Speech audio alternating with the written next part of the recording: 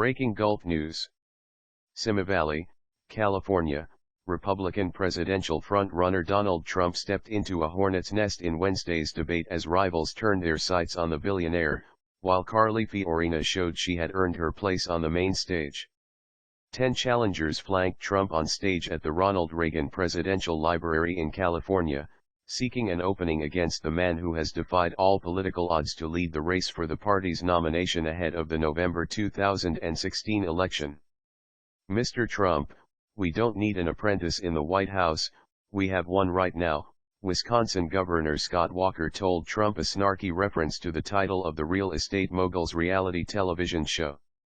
Trump swiftly returned fire, living up to his billing as the campaign bulldog by attacking his rivals, further imposing himself on the race to determine who will battle the Democratic nominee, likely Hillary Clinton, for the presidency. "In Wisconsin I went to number 1, and you went down the tubes," Trump retorted, highlighting Walker's slumping poll numbers. The remarks near the beginning of the marathon 3-hour debate kicked off several minutes of Trump-related thrusts and parries that have so far defined much of the 2016 presidential race. The event's 11 candidates clashed extensively on issues including immigration, how to handle a looming government shutdown, and dealing with Russia. Many, like early presumptive front-runner Jeb Bush, were under intense pressure to deliver a breakout performance or risk a campaign meltdown that could see them shunted aside as the first state nomination votes in February draw nearer. Fiorina, the sole woman in the Republican race, delivered by many accounts a command performance. The former chief executive of technology giant Hewlett-Packard offered passionate calls for defunding women's health care provider Planned Parenthood, a publicly funded organization that offers abortions. She also delivered a withering response to Trump's insulting comments about her looks in a recent magazine interview, offering him a cold stare and earning loud applause.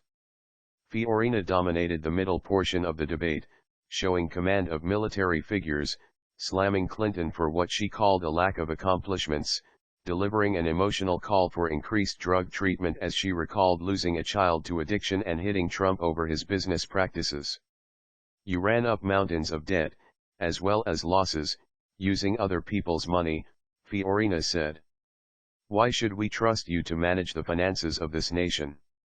Bush, perhaps the campaign's ultimate establishment Republican, has seen his political fortunes tumble in the months since Trump entered the race, and he sought to claw back some of his lost ground by projecting himself as an even-keeled conservative who can lead from day one.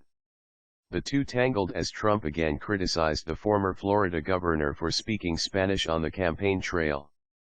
Here, Clinton jumped in via Twitter, writing in Spanish to defend the use of the language. Bush also provided a witty retort to Trump's accusation that he is a low-energy candidate. Asked what he would want his Secret Service handle to be if he were elected, Bush said, "Ever ready. It's very high energy, Donald." Bush was also forced into an awkward defense of his brother and former President George W. Bush, who launched divisive wars in Afghanistan and Iraq after the September 11, 2001 terror attacks. "There is one thing I know for sure: he kept us safe," Bush said. "I don't know, do you feel safe right now?" Trump replied. "I don't feel so safe." As more conventional candidates have struggled to secure precious airtime with the media, another outsider, retired neurosurgeon Ben Carson, has quietly gained ground and now sits second in the polls.